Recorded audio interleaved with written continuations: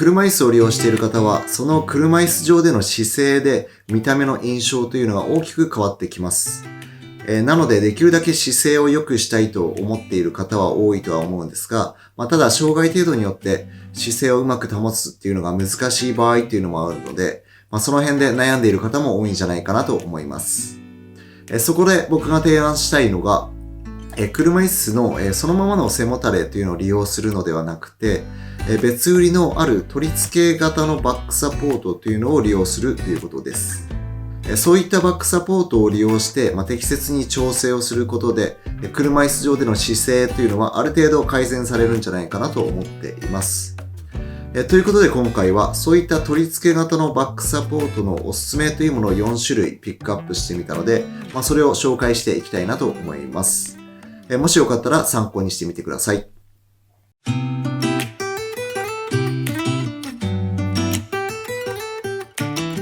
まずはおすすめのバックサポートを紹介する前に、こういった取り付け型のバックサポートをおすすめするその理由というのを簡単に話していきます。その理由というのは大きく分けて3つあるんですが、まず1つ目はこういったバックサポートは高さを調整できるというのが大きなメリットだと思っています。標準のそのままの背もたれだと多くの場合は購入した時のオーダーした背もたれの高さというのはなかなか変えづらいとは思うんですが、こういった取り付け型のものだとある程度調整が可能なので、利用していく中で自分に合った高さというものを見つけていくことができるんじゃないかなと思います。このバックサポートの高さというのは本当に重要で、自分に合っていない低すぎるものを利用していくと、どうしても後ろにひっくり返るっていうのが怖くて後ろに体重をかけられないで、無意識に背中が丸まってしまうっていうことがあるんじゃないかなと思います。そして2つ目の理由は座位が安定するということです。このようなバックサポートのほとんどは形状が上から見ると弓なりになっているので、後ろだけではなくて横の動きというのもある程度サポートをしてくれます。この横の動きのサポートというのはとても重要で、サポートがないと今度は横に倒れてしまう危険というのがあるので、安定感がなくて倒れる恐怖心で、これもまた背中が丸まってしまう原因になるかなと思います。標準の背もたれでも背もたれの張り調整をして緩くすることで弓なりにして横の動きをサポートするっていうことはできるかなとは思うんですが、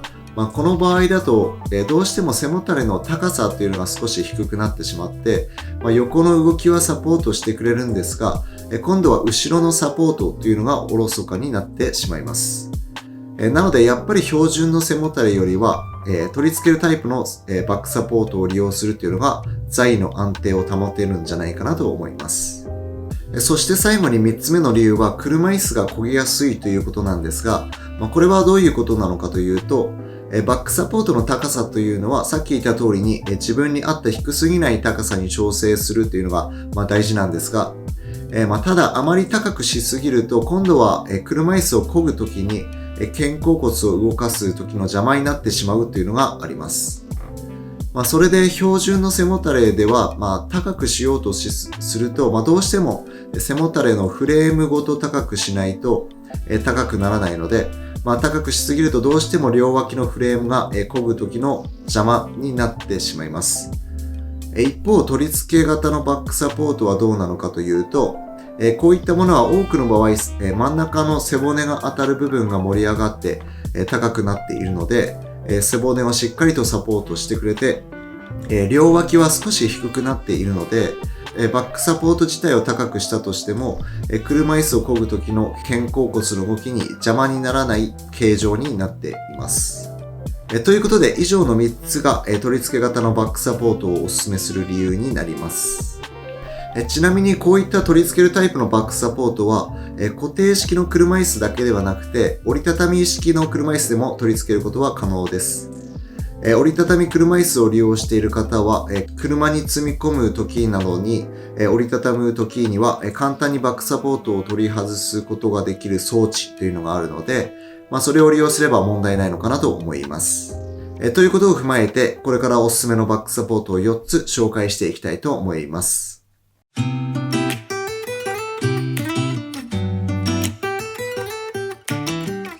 まず一つ目に紹介したいのが J というバックサポートです。これはおそらくシェア率が一番高いバックサポートなんじゃないかなと思っていて、多くの人が取り付けているのを見ます。それで種類も豊富にあって、高さもアクティブユーザー向けの低いものか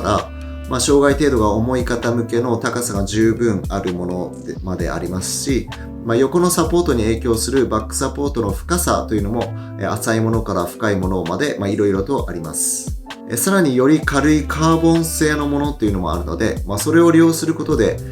車椅子全体の重さというのも軽く済むので、車椅子を車に積み込む時などに、そういったものを利用すると楽なのかなと思います。種類が豊富なので、おそらくほとんどの車椅子に対応できるんじゃないかなと思うので、もし気になる方はレンタルできる場合というのもあると思うので、近くの業者に依頼して一度試して取り付けてみることをお勧めします。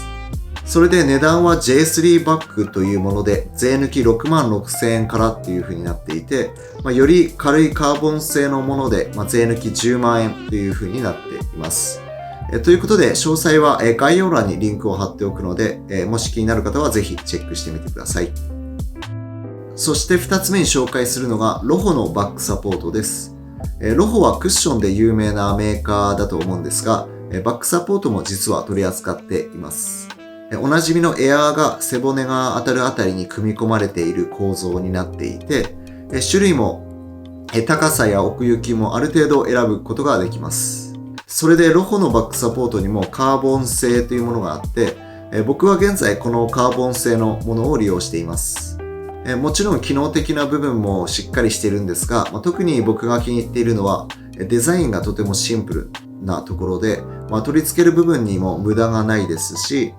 見た目もカーボン柄でメーカーのロゴっていうのがなかったりと、あまり主張がなくて車椅子の外観っていうのを損なわないところが気に入っていて利用しています。それで値段はウェブサイトにはちょっと載っていないんですが、僕が購入したカーボン製のバックサポートは税抜きで12万5,000円で購入したと思います。なので他のモデルはもう少し安いんじゃないかなと思います。ということで、このロホのバックサポートも気になる方はぜひチェックしてみてください。次に紹介するのがバリライトのバックサポートです。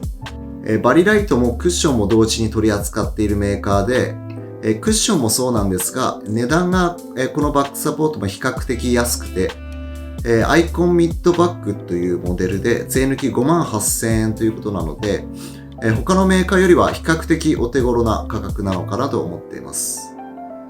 種類も高さが低いものからしっかりと高いものまでありますし、奥行きも深いモデルっていうのもあるので、様々な障害程度の方に対応できるのではないかなと思います。ウェブサイトで見ただけなんですが、デザインも結構シンプルで、取り付けた時に車椅子の外観も損なわないんじゃないかなと個人的には思います。選択肢の一つとして、このバリライトのバックサポートも入れておくといいかなと思うので、ぜひ気になる方はチェックしてみてください。最後にインバケアというところのバックサポートも紹介しておきます。ただ正直ここのメーカーのものをつけている人は実際に僕は見たことはないので、情報は少ないんですが、いろいろと調べていくうちにウェブサイトでこれを見つけたので紹介していきます。たまに SNS とかで海外の車椅子ユーザーの方がこれをつけているのを見ることがあって、それが日本でも購入できるということなので、ウェブサイトによると種類も豊富で様々な障害程度の方に対応できそうなので、選択肢の一つとしてこれも入れておくといいのかなと思います。それで値段はウェブサイトによるとマトリックスエリートバッグというモデルで税抜き66,000円ということになっています。気になる方はぜひチェックしてみてください。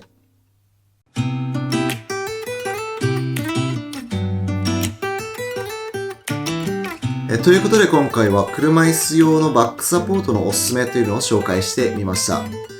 車椅子上での姿勢が気になっている方はぜひレンタルできる場合もあると思うので、お近くの業者に依頼して試してみるといいのかなと思います。今回の内容が少しでも参考になれば嬉しいです。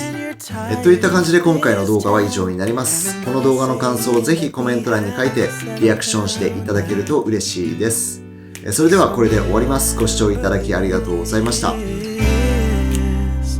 We could have been stardust, same world but we